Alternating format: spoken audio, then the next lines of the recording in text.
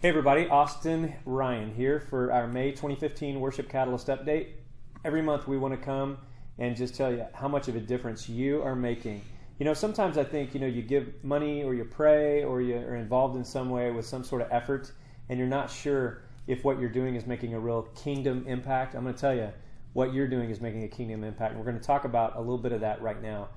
Every time we have a video and every story we tell, every progress that's made, you're right in the middle of it because of your faithfulness and obedience to what God is calling you to do. So thank you, as always, for being a part of this. Now, we have a lot of stuff coming down the pipe, bigger things that are going to require for us a lot more time, energy, people, a lot more additional funding even, to really do what we feel like in the near future God is calling us to do. And so we're going to be talking more about that as the months roll by. But for now, what I want to do is talk to Ben Lund, as we had talked to him several times before. And Ben has two roles with us. One of them is he helps open up new hubs on the West Coast, and he's been doing that with us since June is when we kind of brought him onto staff. He's half-time for us, half-time for a church here in Las Vegas, and he is also raising funds for the half that he's with us. And so that's always awesome to have people on your team that are so passionate about what they do that they'll raise money for it. Yeah. So anyway, the other half of what Ben does is he actually has been the hub connector here in Las Vegas for a while, and that's what we want to talk about right now. Since we moved here, since Cammie and I moved here, and some other people from our team last June, we haven't even talked about anything about Las Vegas itself. So we wanted to catch you up on Vegas. So yeah. Ben's the guy to do. He's really running the city. And so how long have you been the connector in Vegas now? Almost 4 years. 4 years. Okay. So in 4 years, just take a wild guess.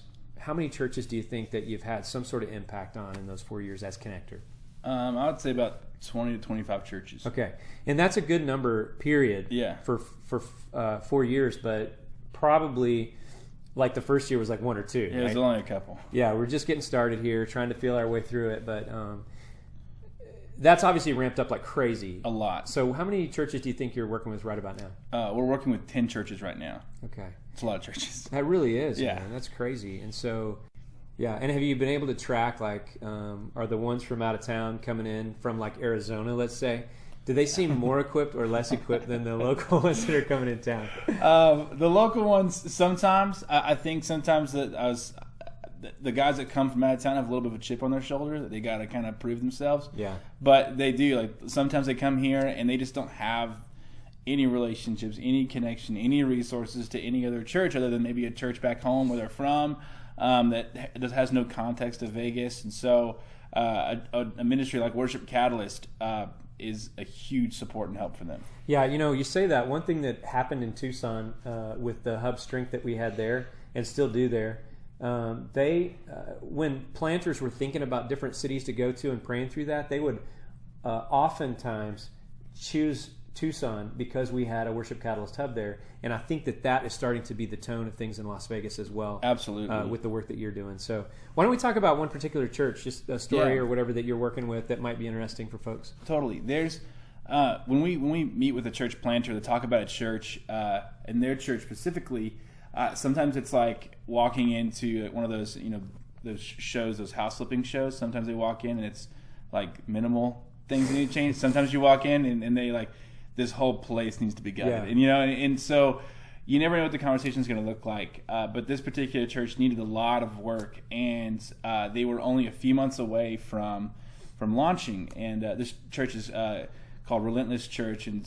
pastor's name is Joe Pena. And we just kind of came in. They had a worship leader, and a few months before they launched, the worship leader kind of went crazy, and their whole momentum was kind of dying. And so we kind of caught them right at that time, and we were able to connect them with another local worship leader. Even though we aren't not necessarily a headhunting group of people, we are firm believers in raising up people, and we just happened to know a guy that was looking to lead, as well as this community.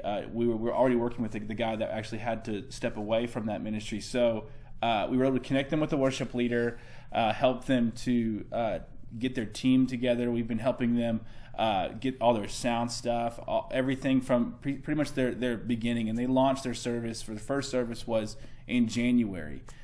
And since that point, they have experienced explosive growth. I mean, just going to 2 services within the first 6 months is crazy. And being able to walk with their team through just the difficulty of just bringing an outside worship leader into that situation, as well as working with their team through production and through what a weekend looks like when you're doing a service for a few hundred people. Now, we've said this many times before, but one of the benefits of having a Worship Catalyst team around is that the pastors feel like they're not alone, because leading a new church is very lonely.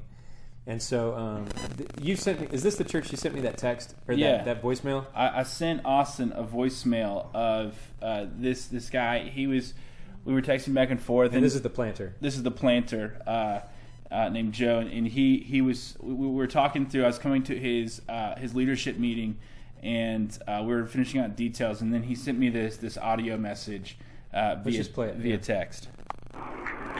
Ben, you are a beast, bro. A beast. Thank you for all your help. 89 people came to Christ through Relentless, and we wouldn't have been able to do that without the help of Worship Catalyst.